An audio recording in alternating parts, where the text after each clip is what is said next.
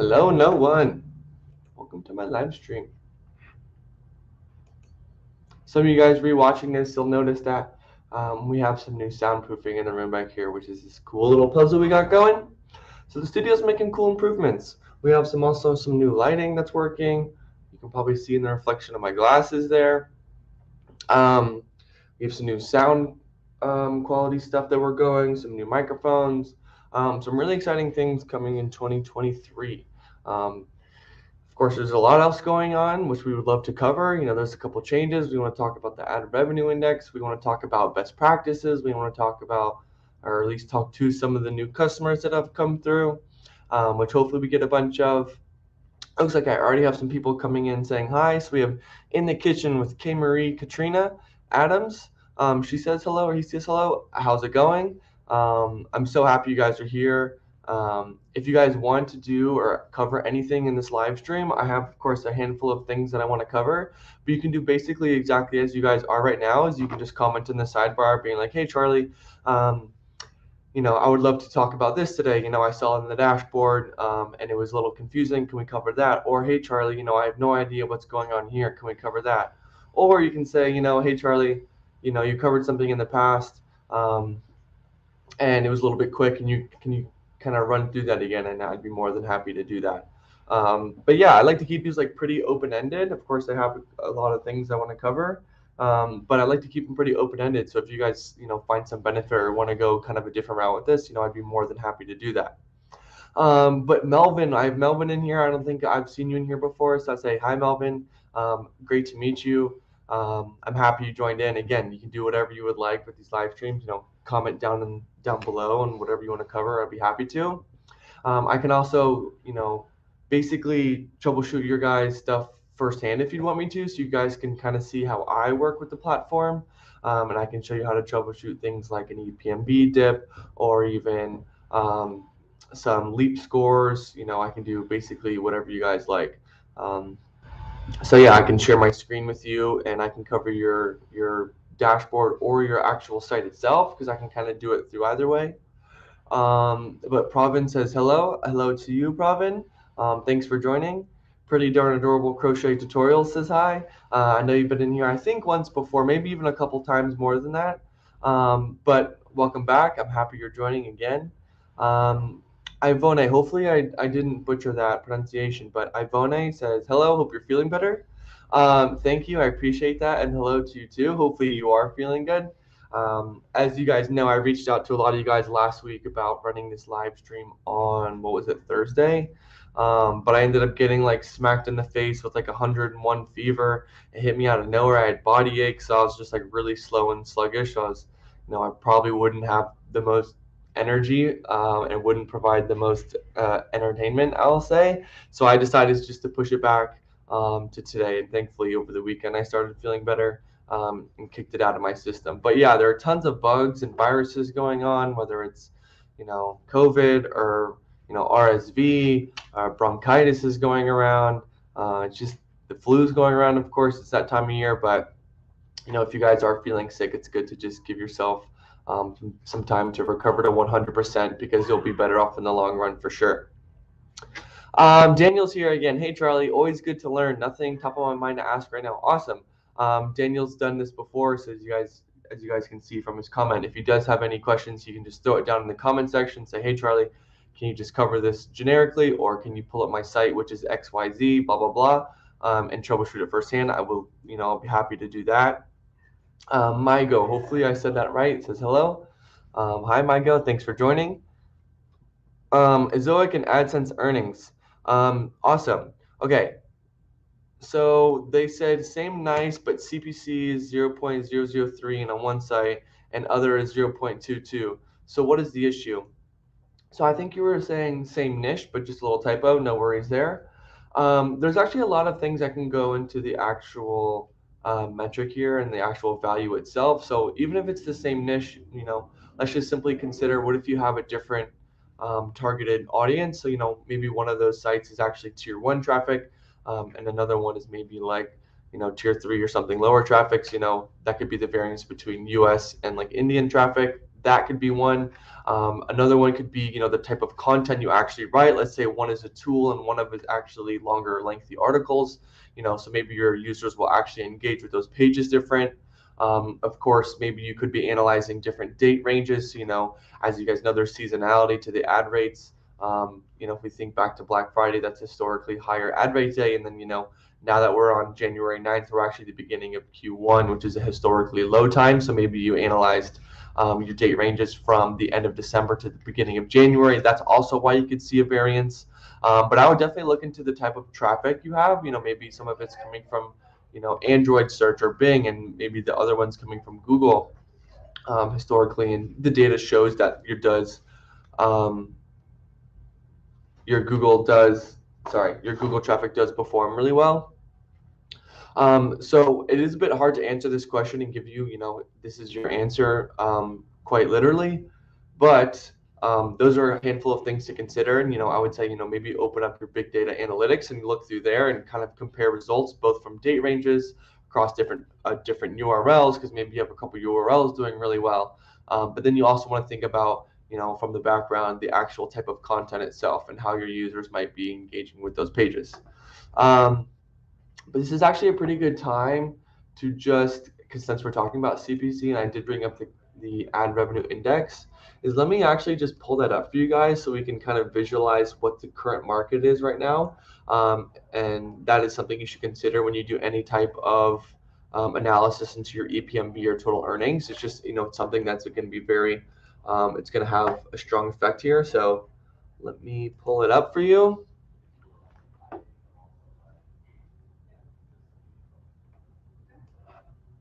Awesome. Hang in with me there. Let me share my screen, present. You guys can hear me and everything, right?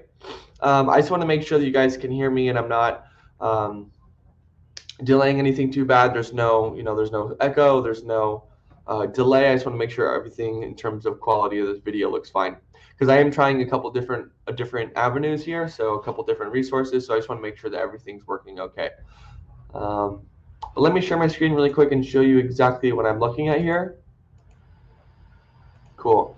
So this is the ad revenue index. It's adrevenueindex.ezoic.com, as you guys can see in the URL up here.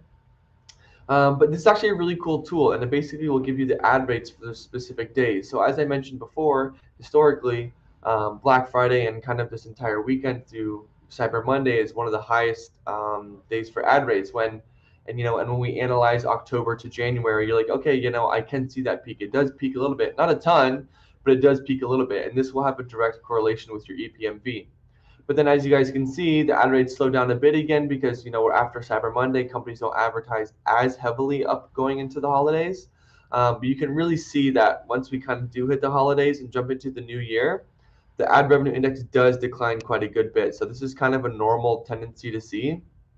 33 is actually really, really low, but I want you guys to consider how this year might actually compare to the past years, because if I actually grab this date range and I pull it back to the beginning of 2021, let's start here at the beginning of 2021. We will see this very similar dip where the ad revenue index does go down quite a good bit. This is very normal. This is what we expect, and then it kind of increases throughout the year. And it sees a couple spikes, again, mostly just depending on what's kind of going around that time of year in the economy.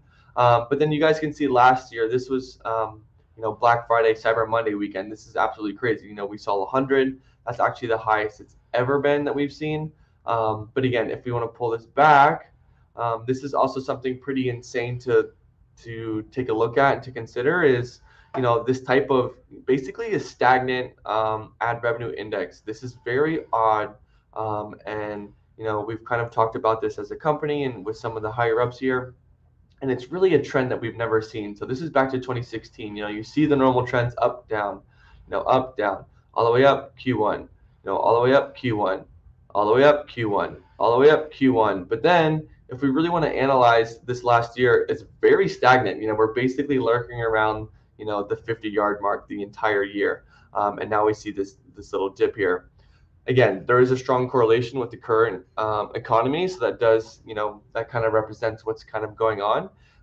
Again, this is just something that you guys should consider. I like to just show you guys some, a little bit of transparency. This is a really cool tool if you guys are ever curious, like, hey, Charlie, January 1st came around and for some reason I'm seeing like really, really low earnings compared to normal. I've made absolutely no changes. I'm still having the same number of visits.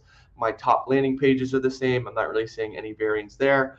This is just something to consider, and is very normal and expected. The stagnant and kind of the flat line here throughout the entire year is a bit odd, but again, a cool tool and a good resource for you guys to all kind of analyze and keep up on. Yes, we can hear you. Perfect. Cool.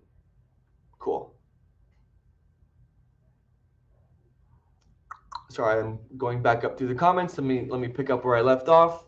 Hi, if you use Ezoic CDN, then can I disintegrate my site from Cloudflare?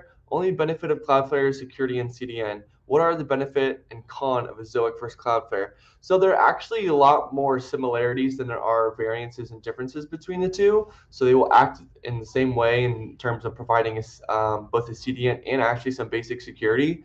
But let's say if you integrate via name servers, you can still enable Cloudflare. Sorry, I realize I'm blocking my mouth. Maybe I'll just drop the comment so you guys can read my lips a little bit better. But they actually work a very, very similar way. Even when you integrate via our CDN excluding Cloudflare, you still get a lot of the basic security options like a teleprotect, and you can also actually, if you do want some more security settings in your name server integrated, aka through our Ezoic CDN, you can actually just enable Cloudflare in the settings tab of your dashboard. And what that will do is that will add you to our Ezoic Cloudflare account, so you can use things like DDoS protection, and you can enable some Cloudflare settings. Like if you were to be under attack, you could say my site is under attack mode, and things like that. So they actually work very similar. I wouldn't say there's actually one's not better than the other. It's just they both kind of act in a similar way, but are a bit different. But yeah, if you are integrated via our CDN, like through Ezoic name servers and through our CDN, you can technically remove Cloudflare, but there's no benefit to doing that. I would probably just say you would want to leave it enabled just in case you do want to use some of those Cloudflare settings in the future. Annex says, hello all and Happy New Year. Thanks for joining Annex. He's here all the time. She's here. He's here all the time. So I'm happy to have you back. Happy New Year, not only to you, but to all of you guys. 2023 is going to be a good one. Do I know that for sure? Yes. I'm gonna manifest that for us all. Solomon says, you hardly respond to my questions, which makes your podcast useless to me.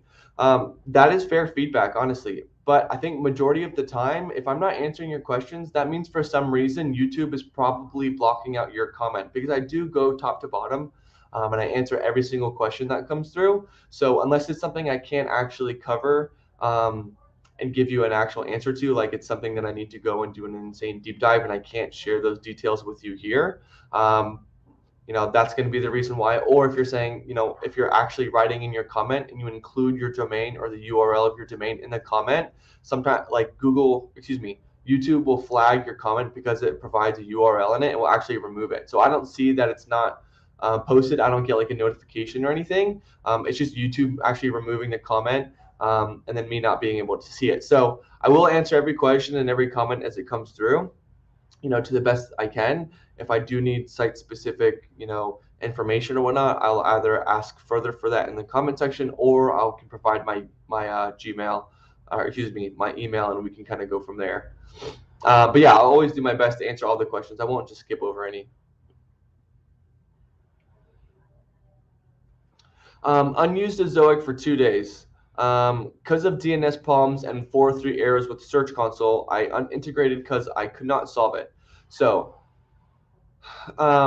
there was something. If this is kind of a specific solution, but I have seen this, with a couple other publishers recently, and I did reach out to them all. But if you're actually using Bluehost and you integrate with Ezoic, sometimes shortly after you integrate with Ezoic, Bluehost will enable Cloudflare on their end, and what that does is that actually updates your IP in Bluehost to a Cloudflare IP, and then when you're integrated with us, we actually pull the IP from your host. So what ends up happening is we pull the Cloudflare IP from your host instead of the actual IP of your host, and then that will actually cause cause Google Search Console errors. So if that is your case, if you are using Bluehost, I would say just reach out to my email that I'll provide here in a second, or go to the community for us, and we can work backwards from there. If not, a couple other reasons are, sometimes if you have actually have external caching enabled and you have your robots.txt cache, sometimes that can be a reason. That's why you might not see new URLs show there. But there's actually, um, you know, this is pretty easy troubleshoot for us if you just want to reach out and we can just go through and get that squared away for you, because this is definitely something we can resolve. Um, So, good question here. Hi, Charlie. How can we stop invalid traffic? So, if you do think your site is under attack, this is probably a good example of a good time where you can go ahead, enable Cloudflare, and then go into Cloudflare and say, I am under attack mode. And that's basically going to be, if you are seeing like a DDoS attack or something along that sort, that is something you can do. But in terms of stopping invalid traffic, invalid traffic 9 times out of 10 is most likely going to your site either from, someone doing that maliciously, or because you're purchasing traffic, and purchasing traffic will, almost always result in an invalid traffic denial, because, even though your users are coming to your page, they're not real users and they're not engaging with your pages as a real user would, which is why you're seeing that invalid traffic denial. Multimedia says, hello, I have a question, of course, or a query. Just do exactly as you did here. Just comment it in the comment section and I'll go from there. Daniel, thank you for confirming everything works. You guys can hear me loud and clear from Pakistan. Imran, that's awesome. I'm actually located, just to give you guys some insight, I don't even think I really introduced myself. So let me take a bigger step back. Hello, everyone. My name is Charlie. I guess I've already started kind of going because there were so many comments. I didn't want to fall behind. But my name is Charlie. I do work with the Access Now team, but technically I am a publisher advocate, which basically means I will do anything in my power to help you guys, whether it's do live streams, create videos for you guys, deep dives, I'll do anything in my power to help you guys succeed. That's basically my job here. So I'm happy to go through and answer these questions. But also to add to that, I am located here in our San Diego office. So I'm in Carlsbad, California. So right now it's 10:48 a.m. But I'm curious where you guys are checking in from. I know we got people from Pakistan. Usually we get some people from the UK. I think Daniel's from the UK. But just curious where you guys are checking in from. I love to know that stuff. Multimedia's question is here. Add manager duplicate account. Even I don't have any kind of other publisher account. I have only one existing account that I have put for ad manager. So this is going to be kind of more of a generic answer to this question because we see it a lot. When you guys are applying to ad manager, you want to make sure that you use your AdSense email if you do have an AdSense account. Let's say you were previously using AdSense before coming over to Ezoic, which is totally fine. It's actually a good thing. You want to make sure that you use your AdSense email for Ad Manager, because let's say you have an AdSense account and you say, no, I don't have an Ad Manager account, and you use another email that is not your AdSense email, it's actually going to create another Google account, and then Google might be saying, hey, we actually see some correlation between these two accounts. It's going to be the one you signed up for Ad Manager and your AdSense, and they say, hey, the names are the same, the billing info is the same, the phone number is the same. That's going to be the duplicate account. So what you can just do for us, Multimedia, is just reach out to us in the community, and we can go through and troubleshoot that for you there. I'm going to actually give you the link for that right now. We have Anna and Tucker in there right now, so they'll be able to answer your questions and help troubleshoot this. I, of course, can as well. But Multimedia, I would kind of just explain the background of this. Actually, when you ask a ad manager question in the community, we'll kind of prompt you with a couple basic questions like, hey, do you have an AdSense account? Or do you have another Google account, and kind of go from there. But we can definitely help you. We can definitely help you out there. But Annex is right. Ad rates weren't great last quarter, and that's kind of something we weren't really expecting. I think a lot of people weren't really expecting that either. Kind of came quite as a surprise. Of course, it was a pretty stagnant year. It kind of stayed pretty leveled out, again, the 50, 55, 60 range. Yeah, we were expecting definitely a higher 25th, 26th, and 27th of November, which was a little bit surprising, but it's okay. So yeah, Multimedia, go down into the community right here. Sorry, I was reading a little bit too far behind. Oh, I did miss your question. Okay.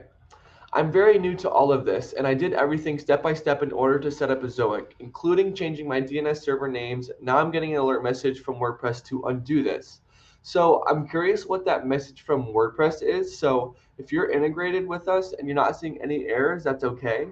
Sometimes WordPress will say, hey, your name servers were previously pointed towards us. So they're probably going to flag that and say, hey, this is a major issue, your name servers need to be pointed to us. But as long as you're not seeing any errors, your Google Search Console is still verified, your site is live and incognito and uncached, then you're totally fine. But again, I think this is another thing. If you just wanted to give yourself the peace of mind that nothing is wrong, is just to go into the community, which is right here. It's going to be community.ezoic.com/t/access now onboarding assistance and troubleshooting, which where we can cover all of those things as I said before.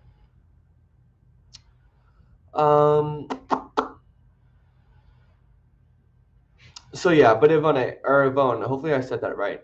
I would just ask us in there and give us insight to where exactly in WordPress you're seeing that warning or alert, and then just give as much background information so we can help solve that, or just say, hey, this is what they're flagging, this is why you're okay. And we can even, we can go through, we can double check your DNS, we can make sure the impressions are coming through, we can make sure that everything is squared away. But good question.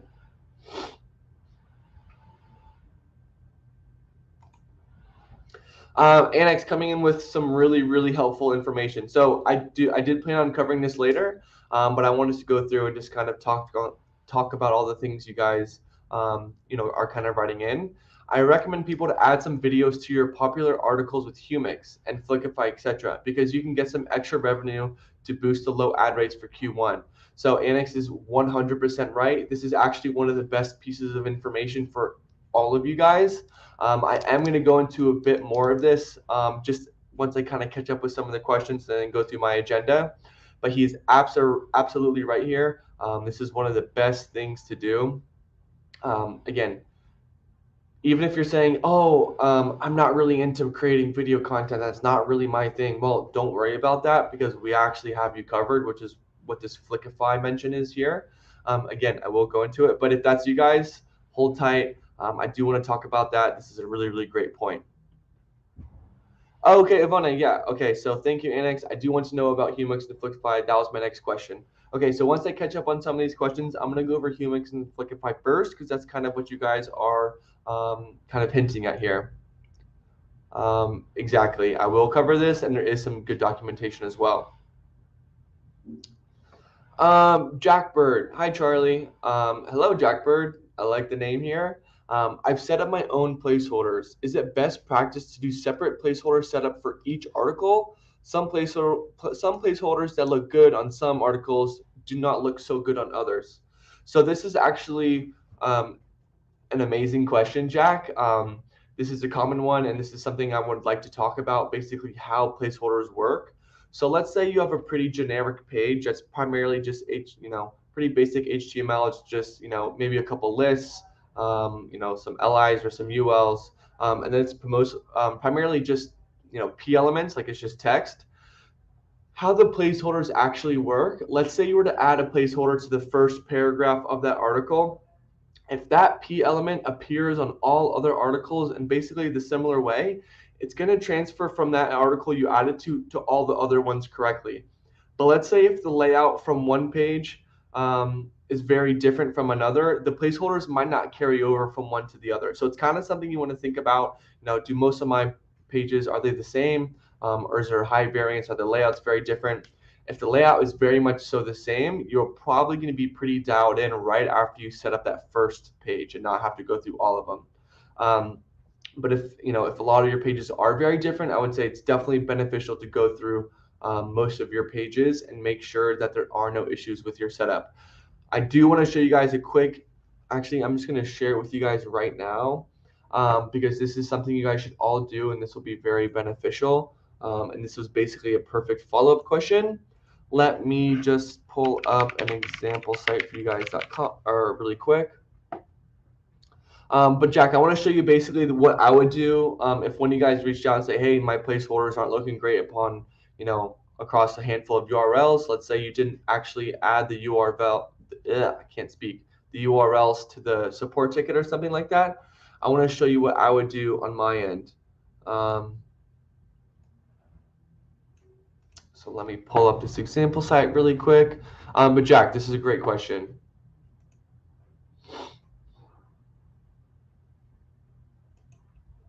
For some reason, the dashboard loaded it in French. Okay, there we go.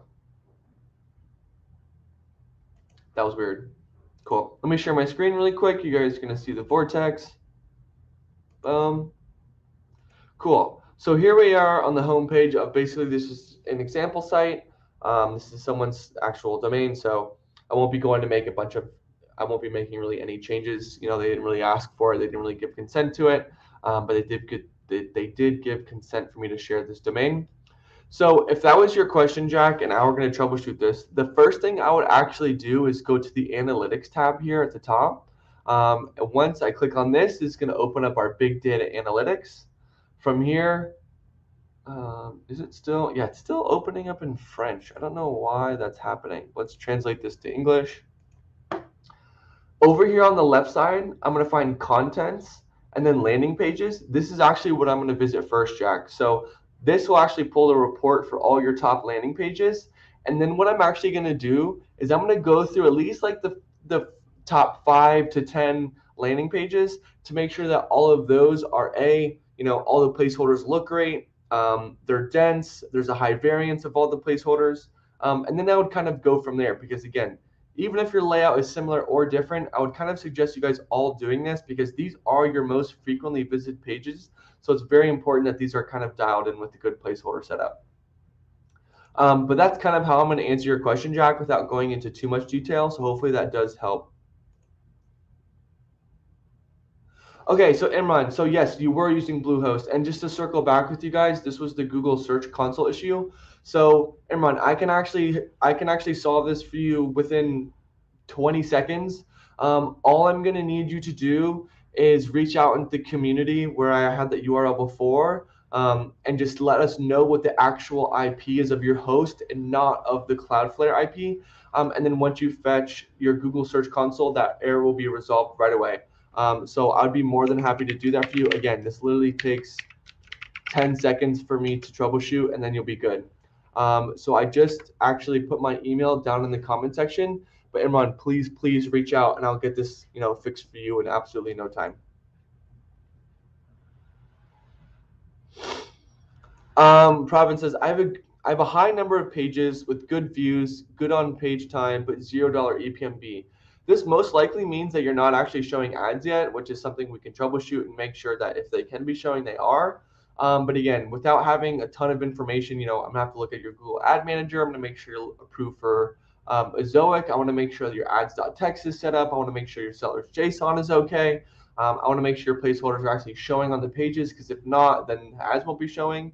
But without a lot of background information here, I can't really answer this too much. But reach out to us community and we can definitely help. Hi Charlie, joined Ezoic last month, but the website cache hit rate is 0.3. The website is hosted using Cloudflare Pages service. Is the cache hit rate depending on enabling of Leap? So the cache hit rate is actually not dependent on the enabling of Leap. You can actually use our caching services without using Leap. But I do want to show you the proper cache settings to have because most likely that is actually just the issue.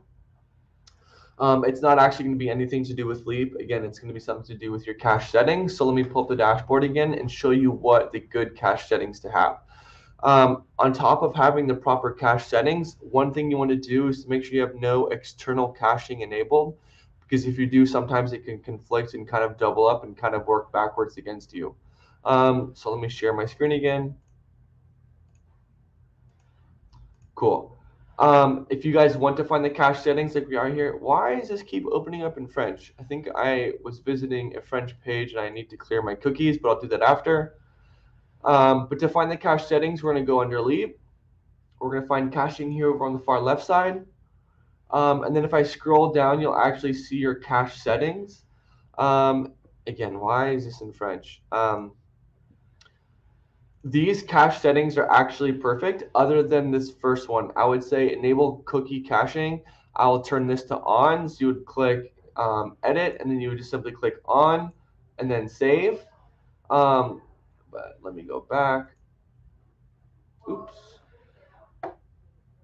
Caching.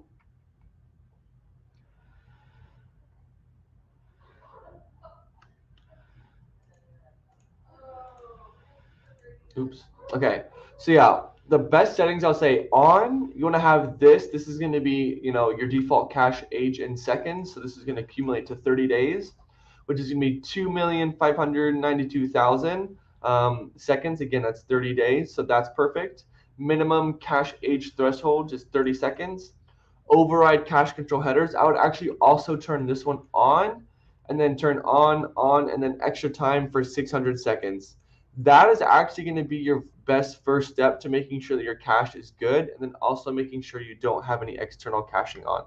If you want some more elaboration on basically what I can do from there, I'll be happy to do that. We can go through the analytics and actually troubleshoot a bit deeper. But that's going to be your first order of business, Melvin, to answer this question. Nahamoy, sorry, Nahoim boy says, I have educational website. If I advertise my website at a large education social media channels, will it affect my traffic and possibly result in invalid traffic? This is a really good question. And advertising your pages or your actual domain on a larger social media page is actually highly encouraged. If this social media is sending, if this page is actually sending invalid traffic, as in it's sending like bot traffic to your site, I would highly, suggest you don't add it there.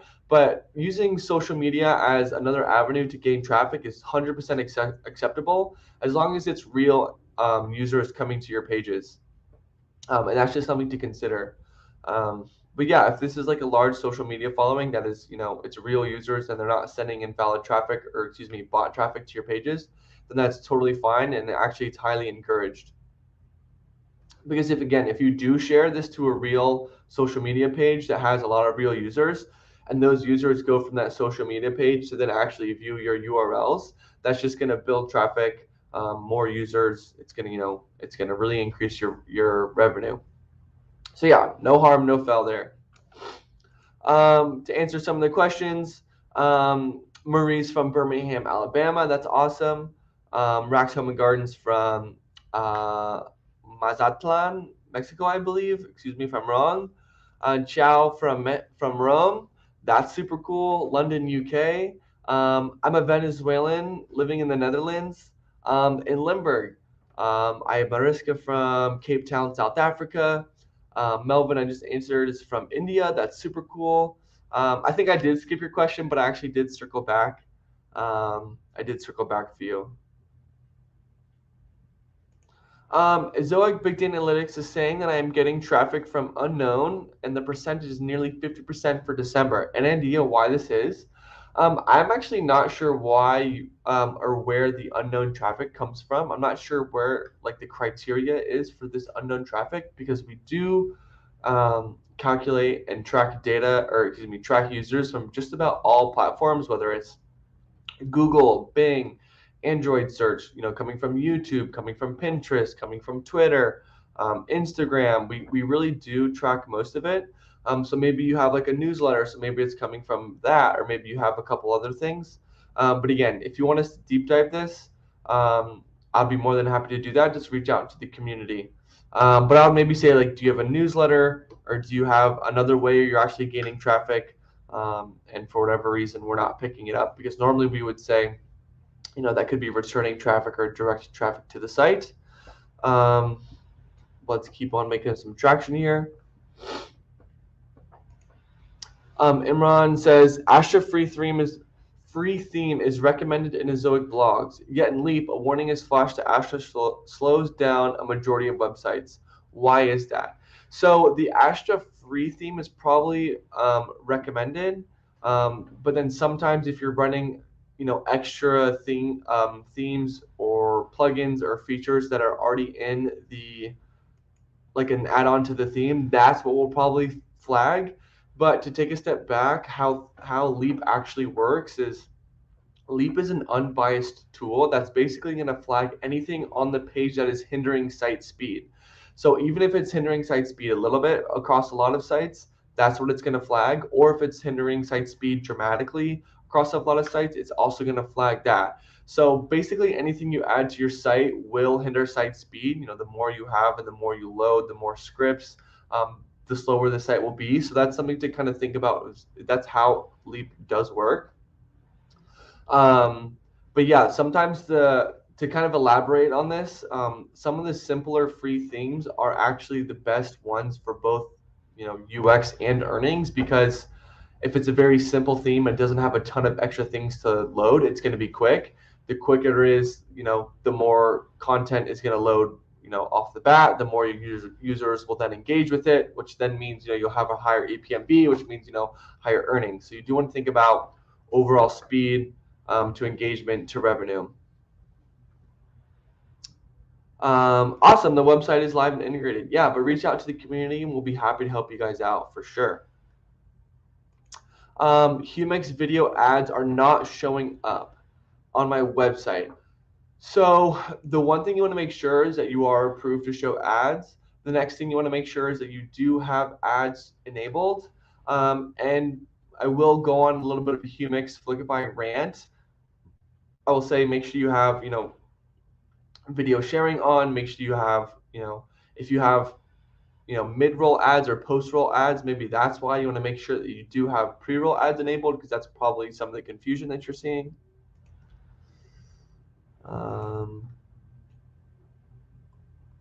Oh, please suggest Ezoic recommended theme. So there's actually a couple of them, but I'm just going to speak off my personal experience. The one I've been using is just 2021. It's pretty simple. It's really easy to use. There's not a ton of add-ons. My site is fast. It works well. So that's going to be my recommendation there. But I think we actually do have a blog article on this. Let me see. And I think it does also suggest 2021, but let me just confirm that.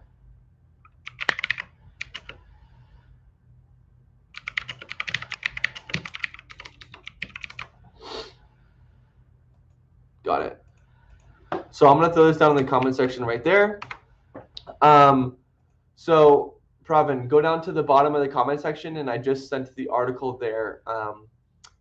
You actually can read that, but I can share my screen really quick if that's what you want. I'll make it quick. So I see there's a lot of really good questions in here, and I don't want you guys waiting around forever. So it does go into a lot of about why a simpler theme. Okay, here we go. Yeah, 2021. Let's see. Oh, some more themes that are certified fast. So Zacra, Carbonate Master, Gutenberg, and Total. And then again, this kind of goes into why we flag certain things in Leap, but these are going to be the ones that we would suggest. Mr. Cast Iron, welcome back and Happy New Year. Mr. Cast Iron, I believe it's Michael or Mike, has been in here a handful of times in the past. He's a great publisher. He's a great, nice guy. Again, that's another reason why I like running these live streams, because it does show we are real people here to help you out. We are real publishers here to help you out, and we like making these actual connections with you guys, so we're not just a bunch of hypothetical people working behind a screen.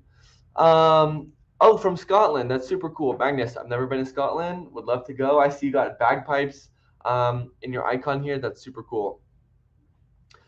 John Dabbs, hello, welcome back. Hi, Charlie. Hope all is well. Thanks again for helping optimize my ads. Absolutely.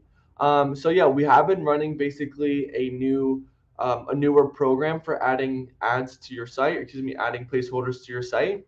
So if you guys are saying, hey, I did add a handful of manual ones, but I would like you guys to just go through and set them up for me, I'll be more than happy to do that for you guys. So if you guys want to do that, just go ahead and let me know in the comment section. Or I did add my email right here. Just write me a quick email and say, hey Charlie, I was in your live stream.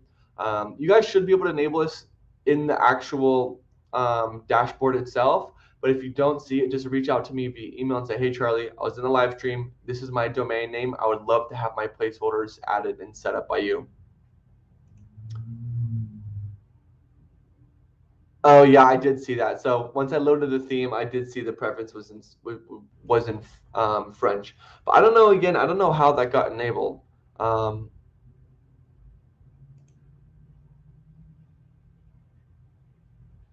I do remember this, and we actually talked about this, and we kind of went over some of the recent algorithm changes.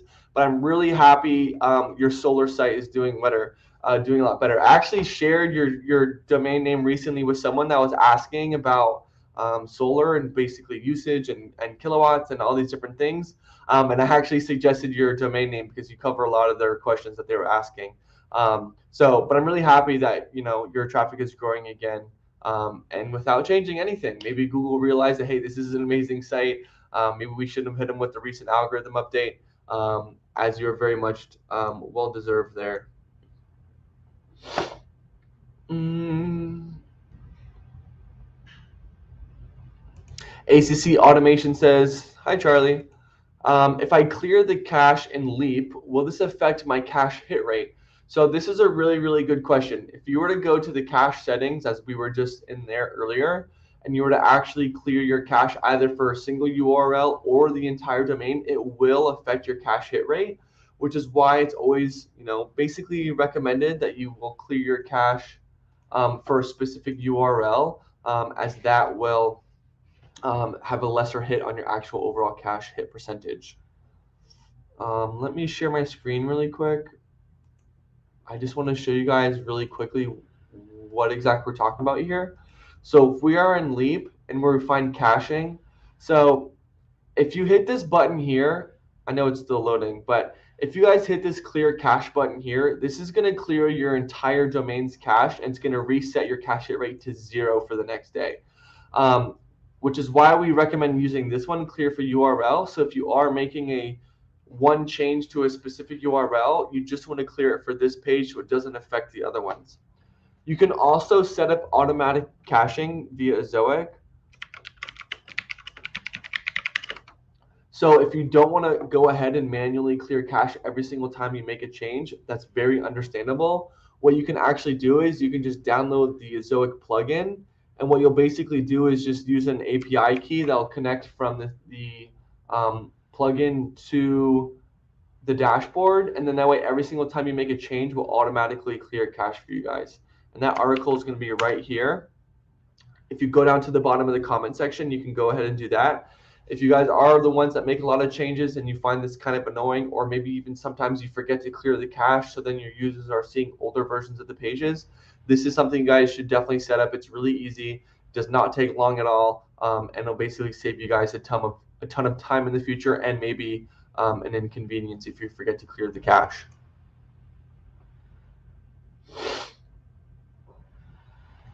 So Yasir says, hi, my site that got that our team found statistics and browsing patterns that didn't mimic human behavior.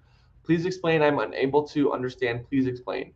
So basically what this means is that we were seeing that a lot of the traffic that was going to your site wasn't engaging or really interacting with your pages as a normal user would. We understand there's an insanely high variance to how users might engage with pages, so we do take that in consideration.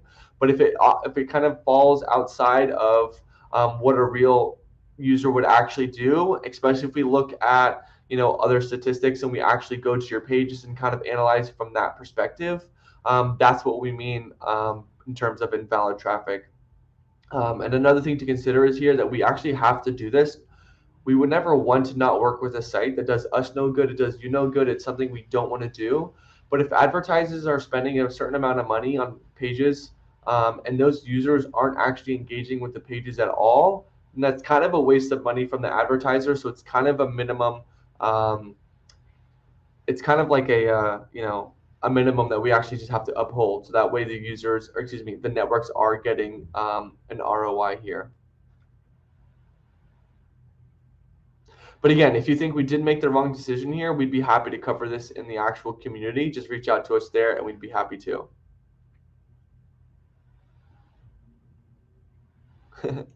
Yes, it is unknown to Charlie where the unknown traffic comes from. Mine in December was 11.3%. Weird.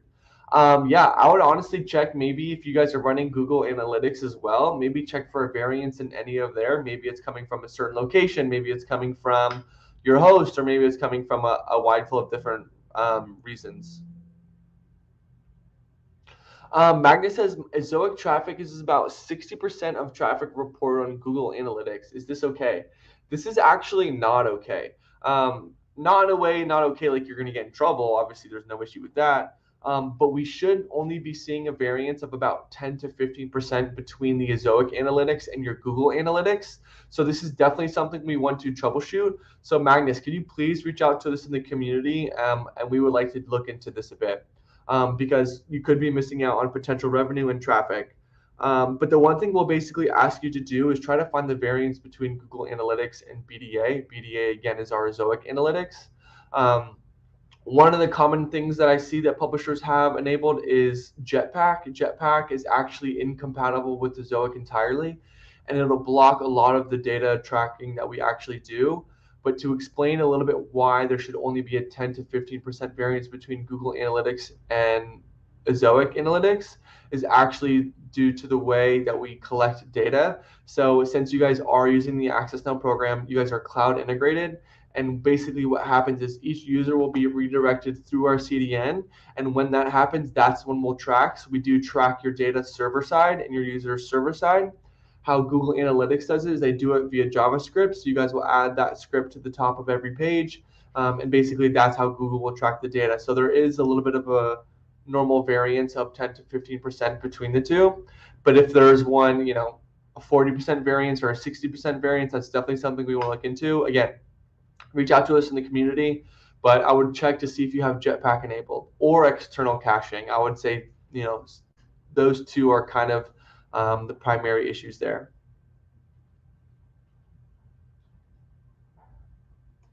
So I applied to Ezoic, but I don't know why Ezoic approved my website. I've already AdSense approved website. So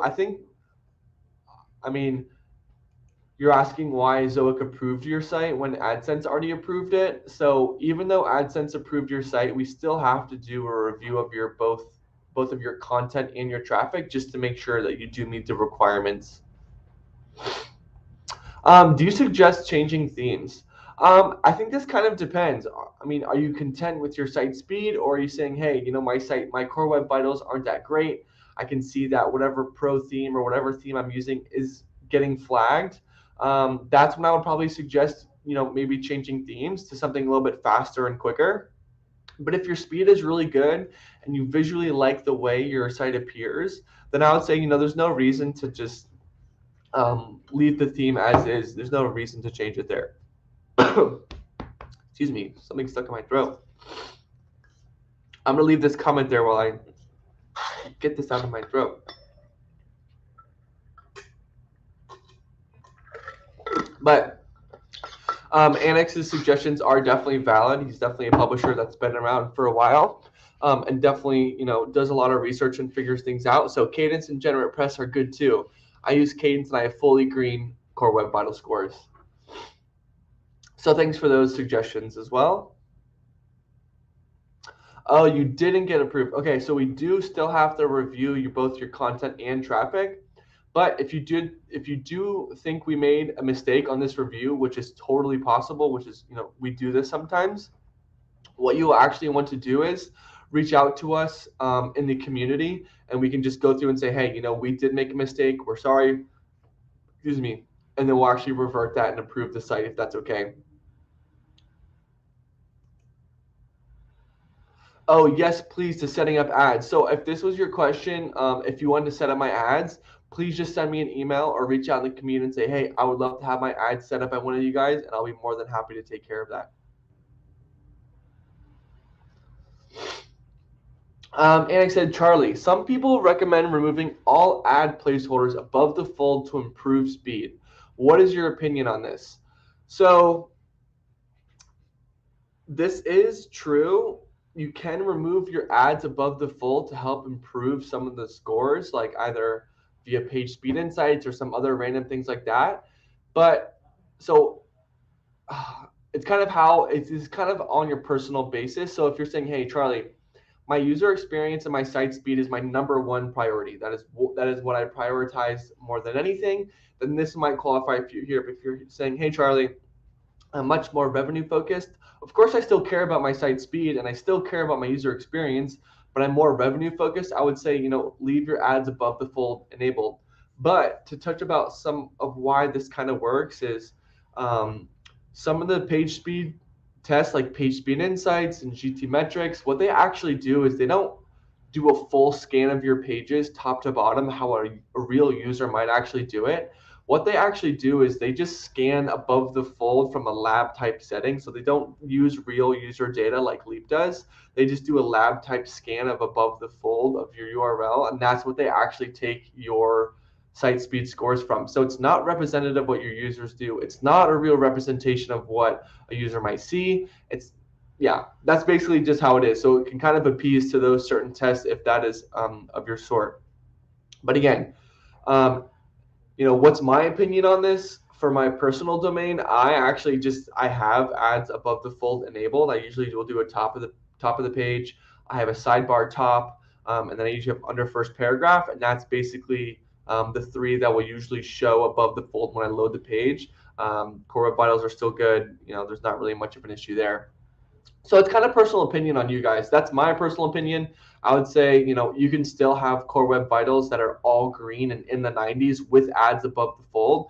You should probably just take a look at maybe the current theme you're using, all the plugins you have, and basically all the extras that are on the site, because it is a total acclamation of all the things you do have enabled. Yes, it's Mike. Happy New Year. My cache is doing much, much better. Thanks a ton. Of course. So yeah, we had to do a bit of deep dive and troubleshooting with Mike's cache hit rate, but we did basically figure it out. Got the settings configured, and now the cache rate is improving. So we did talk about some of those earlier, but if you guys are also curious about this, let me know. Hey there, I have a customer asking for a direct purchase of all inventory for a month. Is this possible using direct add buy feature? What is the best way to do this? So yeah, what you can actually do, Armchair, is you can actually set up that direct deal with them, and then you can go to the direct deals app in the dashboard and basically just configure that and set it up there. It's pretty straightforward. I can pull up a direct doc for you. And then the last thing I would add to this is to make sure that you have them set up in your ads.txt. You might need to add that entry to your ads.txt. If that's something you're confused on, let me know, and I'll be happy to add that. But again, you go to the Ezoic dashboard. And then let me see. I can pull this up right for you now so that way you have a URL. Okay, I just posted a direct ads help article. We basically, we kind of cover everything that goes over. But yeah, direct ads are a great resource. If you have one, I would absolutely suggest utilizing this. And that's something that Ezoic understands and we kind of compensate for, which is why we created the direct deal or the direct ad orders app. Oh, this is a great piece of this is a great recommendation. 2021 theme does not have a sidebar menu. I ended up using GeneratePest for my theme on my site. So this is a really good piece of information because if you guys are not running a sidebar is probably one of the best things to add if you're thinking about earnings and revenue. Because basically what you can do is you can add above the sidebar ad, middle sidebar, and then even a sidebar floating. So you kind of have some more ads in the viewability of the page without disrupting UX basically at all.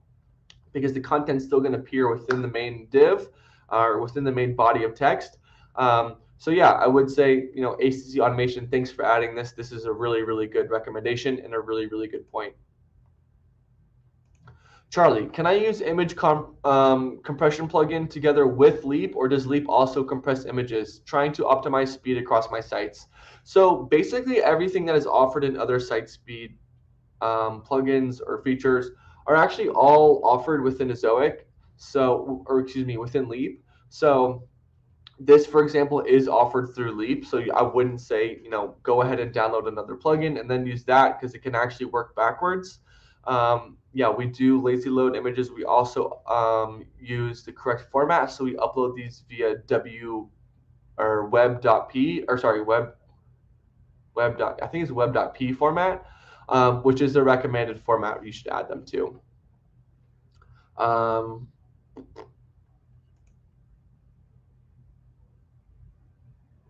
Oh yes, so on my cache breakdown, there's a cache miss reason as cookies are present. The suggested fix is to set enable caching for cookies. Can you show me where to find the setting? Great question, and absolutely, I can do that for you right now.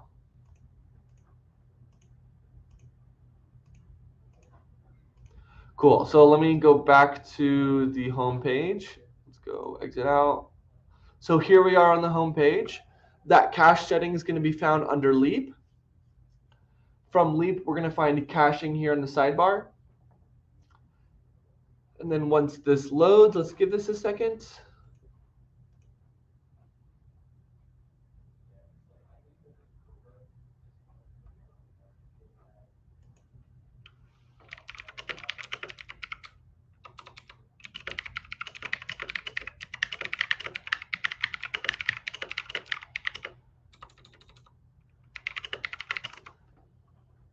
Okay, once we scroll down to the reasons, we'll find enable cache for cookies.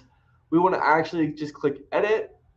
You select on, and then this will change to on, and you hit save. And that's how you're actually going to enable that setting for you. Great question. Yeah, so Jetpack actually causes a ton of issues with our platform, not just within the data tracking. It does a lot of other issues as well. Normally, you won't even see Ezoic versions of your pages showing. Your earnings will probably be really low or non-existent. But yeah. So Magnus says, I have Hummingbird and Cloudflare caching enabled. Sounds like I need to ditch one of these, if not both. So you actually can use Cloudflare, excuse me, can't speak. You can use Cloudflare caching. You just want to make sure that your Cloudflare caching is set to standard, because if it has all these complex rules and settings enabled, it will create a couple issues and some problems. So I'll definitely say remove Hummingbird, use our Ezoic caching app, and just make sure your Cloudflare cache is set to standard. So Google Analytics says 60% came from Google. Sorry, Google Analytics is saying 60% came from Google, and Ezoic says 11% from Google. Suggests the unknown is traffic from Google. Any way to fix this? There is a potential it's from Google. But one of the best things you should probably do is just reach out to us so we can actually help troubleshoot this within the community, just to make sure that all is configured. But as long as the kind of the engagement and everything looks the same, you should be rather fine.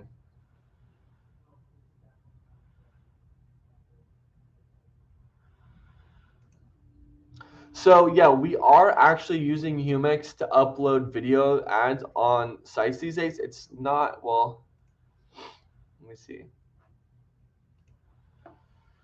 It is going to be the way you're going to upload your videos to your site. It is the best way to do it. And the reason why I'm saying this is because Humix has such a large network for other publishers to also include your videos on their pages. So what you can actually do is, I don't think Humix is enabled for this publisher, but let me share my screen really quick. So you do want to use Humix to upload your videos. And one of the main reasons why is, so if you're in Humix and you find channel right here, you can turn grow and share videos, but then also you can do, display network videos as well. But basically what this allows you to do is this allows other publishers to share their videos on your pages. So what that means is, if a really, really, really massive site finds your video very beneficial and they add it to one of their pages that see lots of traffic, you guys will actually split the earnings. So it's doing you no harm, no foul by adding it to other pages. But then also through Humix, you can upload an entire batch of videos from YouTube. You can upload a whole channel. You can upload video directly using a file. You can upload a single video from YouTube. But yeah, turning on the Grow and Engage features in Humix under the Channel tab will basically set yourself up for success in the best way possible. Does migrating from Bluehost to Ezoic have some transition effect on traffic? Does Ezoic provide one-on-one help in migrating the domain? So assuming you're talking about going from Bluehost to Ezoic hosting, we don't offer actually one-on-one help with this as of yet, because hosting is kind of a big product and it's actually offered for free right now. It is, supposed to be done 100% on your own. But if you do run into some issues and some errors, and you're kind of lost, you can reach out to us in the community and we can definitely help. But we do have a really helpful article that does walk you through this step by step. And basically following this step by step, you can basically set your hosting up yourself. I'm not super technical with hosting and stuff like this, and I had really no issue uploading my domain onto our hosting. Excuse me. But I just added that URL into the comment section, so just go down to the bottom. One thing I will say to make sure you do is, just before you do all of this, is actually back up your site using like a plugin like Updraft Plus or All-in-One Backup or whatever it's called, All-in-One Draft or something. Make sure you have just a current backup of your site, because you will need that to also upload into our hosting. Oh yeah, Justin Time says, "Hey Charlie, just want to say hello and thanks for all your help thus far." Of course, Justin. I actually love helping you guys. It's quite literally what I'm supposed to be doing, but I'm more than happy to do it. I actually get a ton of value and a ton of benefit when I see you guys do well. So it's something that I definitely pride myself in, just helping you guys in any way I can. Your guys' success is my success, so that's what I'm shooting for. So if you guys do need help, always reach out to us. That's we're always happy and willing to help. Hasim says, I set up Ezoic last week, and sometimes I get this error. Web server is returning an unknown error code 520. The error doesn't show up always, but sometimes and goes away when I refresh the page. So what this most likely means is your host is actually blocking the Ezoic IPs. And what you can actually do is just send them the list of Ezoic IPs and ask them to whitelist them. I can send you that article of where all of our IPs exist. You can type in Ezoic origin errors and you'll find this article that says how to fix origin errors. But basically, I kind of described this earlier. When you guys integrate with our CDN, basically how it works is, let's say I were to visit your site, Hasim. The request will go from my computer through your host to our CDN. And what actually happens when it goes to our CDN is actually it's going to change the IP to an Ezoic IP.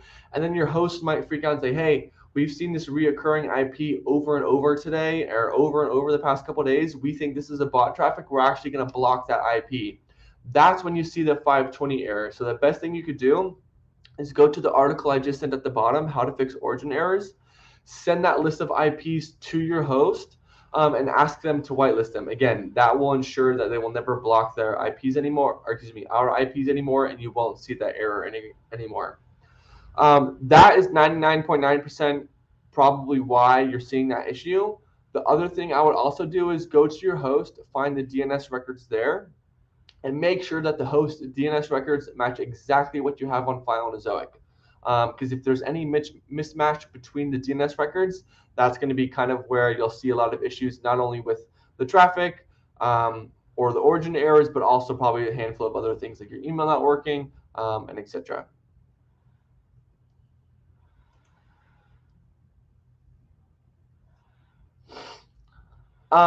So I have a third-party consent plugin. Once integrated with Ezoic, then it shows consent management in other languages, which is not visible to me, but visible during PageSpeed Insight. Any idea? So PageSpeed Insight does view a non-current kind of cached version of this page. So the one thing I would do is just to inspect it using like an incognito and make sure you have no cookies or cache enabled. So it's basically raw, newest version of the page. But if you are using a third-party consent management, that's totally fine. Just make sure you do include that in the consent management app. So we basically pick that up because normally we will enable our own third-party consent management on our end. So if you're like, oh, that's fine, I'd rather just use yours, just disable your consent, your third-party consent management app, and use the Ezoic's third-party consent management app. We do cover everything necessary for you guys to stay compliant with GDPR and everything.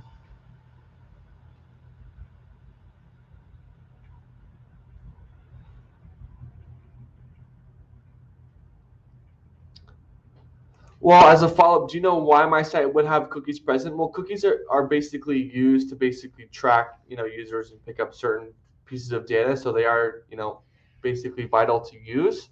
I wouldn't really suggest disabling them.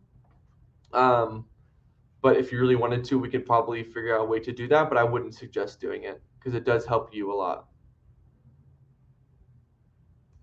What are some of the best practices for content creation during the first quarter? I've read that January tends to be the time when ad rates slow down. Any suggestions? I'm new to Ezoic. So this is actually a really, really good question. Um, Let me pull up the dashboard because I think it'll be best if I show you from there. One of the best things you could do, because ad rates are slower and this is a really good time to focus on creating content, even though I would say creating content throughout the entire year is definitely the best way forward. What you can actually do is you can go to the main page, find Niche IQ, which is basically our SEO tool.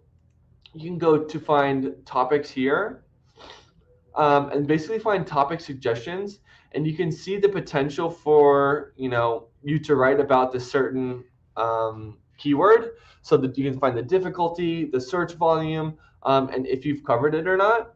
So this will probably be the best resource of niche IQ and topic suggestions, and kind of just start writing about these things because it's important to write content about things that you're kind of eligible to compete for. But that would be kind of your best first step about what to write about to make sure you're writing about something that can kind of help you progress forward and kind of level up and grow your business. That's what I use. Niche IQ is a great resource. And then kind of an overlying topic of something we all are probably aware of is set yourself a schedule of how you want to actually create content. So for me personally, January has also been a time where I've been focused on creating content. So is January, or so is December. And sometimes I like to set myself a standard like, hey, Charlie, let's do one article a week, and just hold yourself to that standard of just continually writing more content, because creating more content is always going to come down and be what's most important. I wanted to ask if there's a guide for how to set up responsive ads. So I don't think there is yet, but basically to give you an answer of what responsive ads is basically you can set certain ad sizes and locations to show depending on the size of the screen. So let's say you were to set up a responsive ad rule that says, hey, um, if the screen size is 900 pixels or less, let's test these size ads instead of these. So that way you're kind of guaranteeing a better sized ad for the user or for the screen. And I know you asked for that, so let me see if I can find an example for you.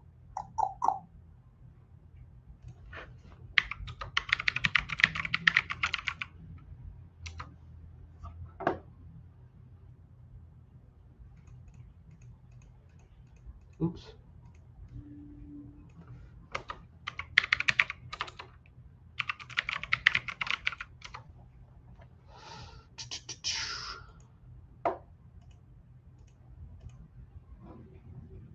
These have been really, really great questions so far, guys. It's definitely been one of the better live streams that we've held in a long time. I might as well say best of the year. Terrible joke because it's the only one we run in the year, but had to throw it out there. So let me share my screen for you guys really quick.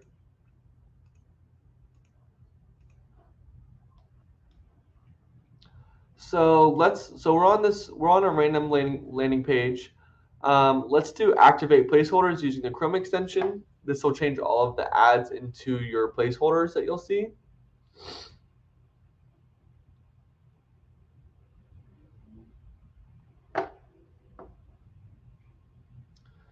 Give it a second to load.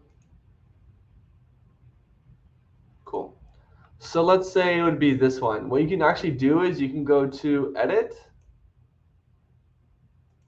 You'll find the sizes right here, this little second icon. And so that way we can say this is basically going to be where your responsive ads show up. So let's say minimum screen size, you want this size to compete. So you can say, 900, this size will compete.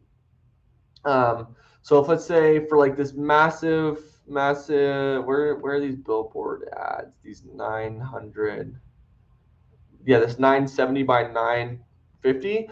Let's say, if the minimum screen size is, 1,000, then it will compete. Then you can always say it will always compete. But that's basically how you can determine if you want an ad to show for a certain screen size. So if this was on, and your minimum screen size was, again, let's say 1,000. Let's say the user screen size was 900, then we wouldn't show this big of an ad because it would obviously create issues with the layout. That's kind of what, that's kind of the basis of what responsive ads will be and how you set them up. That's my best rundown for you there. Hopefully that helped out a little bit, Justin, because I know you were asking about that. So hopefully that did help.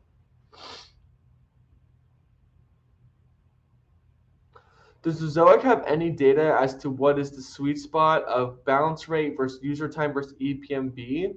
Not really. We don't have a sweet spot between the three of them because, of course, a low bounce rate is good. But, of course, if it's not representing within the realm of what an actual user would do, then that's kind of where we would deem it invalid. But in terms of user time and bounce rate, a lower bounce rate, the better, and the higher the user time of engagement is definitely the better. That will result in a higher ePMV. Okay, so I got through all the questions, and before I wrap this up, I wanted to talk about basically creating videos and going over video content creation. So if you guys are unaware, we do have a tool that will actually convert your written content into video. So if you're someone that says, I write content, takes a lot of time, I don't have any time to create video content, you can actually create 5 free videos through Flickify, which again will turn your written articles into videos. That way you have videos to add to your pages and content that is relevant to your videos, because that's going to be very important here. And what you guys will basically do is you'll go into the dashboard. Where did my dashboard go?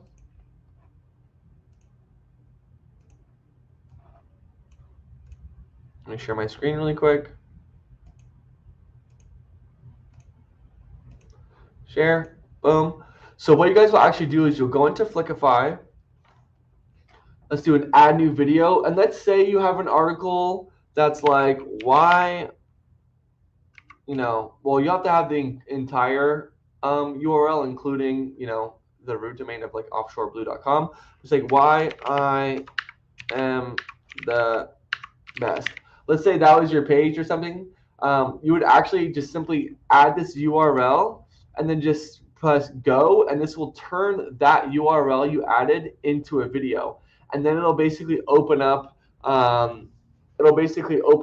a pretty self-explanatory lab type, what am I trying to say here, studio, where you can basically change things like your background images. You can change the voiceover. You can add of your own media, like your own images, or you can create different slides. Yeah, so Just in Time says, I recently learned how to use Flickify, and Holy Skadoodle, highly impressive tool. So it is, and it's something that's very beneficial, especially for times like this where your Q1 ad rates are a lot lower. This will basically just set yourself up for success. And then what you guys can actually do is you can upload those videos you create through Flickify to Humic. So if another publisher finds that video very useful for their pages, they can then add them to their pages, and you guys can split the revenue. So it's really setting you guys up for success, not only now, but throughout the entire year, because obviously those videos aren't going to go anywhere. You guys can continue to share them. You can continue to have them on your pages. But yeah, there was a ton of data released recently, especially done by SEMrush, that is saying that like over 80% of the pages that have at least one video have better engagement, and especially in our terms, it's going to be better return of revenue. So that's one of the things you guys should do. if you're saying, hey, Charlie, I'm actually a video content creator. I create professional videos. I have tons of them for my URL or for my domain. And I think others will find a lot of benefit for you or for it. What you can actually do is you can actually, let me share my screen again. Sorry, I'm going back and forth. You can actually go into Humix, which is basically a video sharing network. And again, you can upload your videos to this, to Humix, so then other users can actually share your videos and you guys can split the revenue. Again, where you guys will see that split revenue is if you go to channel, you do share your videos and display network videos. That will allow other users to share it. But again, Humix is a very useful tool. You can also use other videos that other publishers have used. If it's relevant to your content, you can then add those videos to your pages. That way, that publisher is winning, you're winning. It's just a win-win all around. But yeah, that's kind of a pretty basic introduction and kind of a basic walkthrough of Flickify in Humix. But that's about it. I think I covered basically everything I wanted to cover today. I did have an agenda that I wanted to share, but as you guys were asking these great questions, it kind of led me into what I wanted to share. So I talked about improving cache rate, which is something you guys all want to talk about. I talked about setting up responsive ads. Thank you, Justin, for reminding me. We talked about the different ad types. Oh, wait, actually, don't leave yet, guys. I do want to show you, we do have some new ad types enabled that are really cool and beneficial. Actually, I missed a couple other things as well. So let me just touch up on those last things really quick. I'm not done quite yet, guys. Hold on. I have really good pieces of information I wanted to share. It's really quick. It's going to be rather short, but it'll be really beneficial. So if we are on the home page of the dashboard, I was moving a little bit too quick there. Go under Ezoic ads. And then from here, the third tab, you'll find ad types. You'll go through and see all the different ad types you can enable. So if you're revenue focused, I would say turning on all of these will be beneficial. Turn on vignette by device, auto inserted ads. So AI placeholders will basically find places on your pages where ad placeholders could be, but they're not. Anchor ads, insanely beneficial. I would definitely highly consider turning anchor ads on. Side rails is actually a brand new ad format. So let's say I'm using a really wide screen. This will play outside the actual content. So even if you have your main content, your main body, you even have a sidebar. If the user's screen is really wide, it'll play side rail ads, that are kind of floating with the page outside of that content. So this will be your huge beneficial or huge improvement to ePMV, especially if your users are using really wide screens. Sticky sidebar ads, we kind of talked about that earlier. Floating videos, definitely want to turn this one on. And then the last thing I kind of wanted to talk about really quick, I'm actually going to skip that. I want to go over one other thing first. If you guys were using AdSense prior to coming to Ezoic, one of the best things you guys can do is actually set up mediation. What this will actually do is you'll link your AdSense account, which helps our AI learn your site faster, but then you can go through and set up mediation. What this basically allows the networks to do is this will allow AdSense to compete against Ezoic for your inventory. So you're having more ad networks bid for your inventory, which will ensure and guarantee that you guys are earning as much as possible, regardless if you're running 100% AdSense or 100% Ezoic. This will basically allow those to come together and ensure you're earning as much as possible. So if you guys were using AdSense prior to Ezoic, and you don't have mediation enabled, do yourself a favor and set up mediation right after this. That'll be one of your best basically pieces of information you can take away from this whole live stream. All right, that was a lot of rambling, a lot of jibber jabber, but I hope that did help some of you guys. Maybe you guys found one or two things that was beneficial, or maybe you just have a better understanding of how Ezoic works. I do want to hold another live stream. It'd be ideal if you guys would join again, so we can kind of take a different perspective and talk about maybe how Ezoic works exactly, and that way you guys kind of have a better grasp of how things work on our end. So you do have a good insight to how your site will be affected and all. But I'll say thank you guys for joining. I covered everything I went to. Hopefully, I got all the questions there covered. But if you guys do have more questions, feel free to just email me, reach out to us in the community. I'll run another live stream either later this week or early next week. It seems like these did work for you guys, which is great. I love connecting with you guys on a personal level. Of course, it's not as personal as we think, but you guys are checking in from Mexico and India and the UK, and I'm here in San Diego. So I think it's kind of a cool outlet for us to all just get on the same page, show that we are real people that care about you guys a ton. I'll do anything in my power to always help you guys out. So please never hesitate to reach out to me, as I'd love to help you guys out. I know the sofas are actually brand new as of today. So we have a ton of cool new things going on. I'll move my camera around, but yeah, we have these new audio cords. We have some soundproofing in my light behind me. We have some soundproofing over here. We used to have a little couch in here, but that's kind of, these new sofas are a little bit new. But I want to say thank you guys so much for joining. If you guys do need help with anything else, please just reach out to us in the community and we'll help you guys out from there, or reach out to me personally. My email, I have it tagged in the comments above. Um, it looks like someone's going to ask a question right before I jump off, so I'm going to give him a quick 30 seconds to ask. Al Mustafa says, "Hey Charlie, hello. Thanks for joining. I was just about to close out the live stream, but if you wanted to ask a question really quick, go for it. If not, I'll just end this live stream and you can go into the community and ask, and I'll be in there and help you guys out the rest of the day. But if you guys have any helpful feedback or insight of how I can better help you all, please let me know. Quite literally, my job is to help you guys do better, earn more, speed up your site, help create content. So if there is any way I can help out, please let me know, and I'll be happy to do that. But I guess I'll end it there. Happy Monday. Again, thank you guys so much for joining. I love you guys all. You guys are the best. I'll always do everything in my power to help you. I said that 100 times, but I'll say it 100 times more. Happy Monday. Have a great week. Stay safe. Stay healthy. And I'll see you guys soon. Oh, Imran, that's amazing. I'm definitely going to take that feedback and I'll definitely help that out. I love to hear that. It was very echoey before. But again, thank you guys.